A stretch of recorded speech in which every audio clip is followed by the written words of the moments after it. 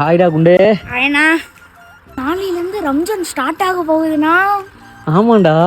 நான் எனக்கு மட்டும் இந்த என்னது சொல்லுவாங்க அந்த நோம்பு கஞ்சி வடையும் அது மட்டும் வாங்கிட்டு வாங்க. ஓ, நோம்பு கஞ்சி வித் வடையா? கண்டிப்பா வாங்கிட்டு வரேன். கையை கொடுங்கண்ணா. சொல்றா. நான் உங்களால் மட்டும்தாண்ணா ரம்ஜான் வரும்போது மட்டும் நாள் ஃபுல்லாக சாப்பிடாம இருக்க முடியும்ண்ணா. ஆனால் மித்தவங்களாம் சாப்பிடாம இருக்க மாட்டாங்கண்ணா. எல்லாம் பசின்னு சொல்லிட்டு சாப்பிட்ருவாங்கண்ணா.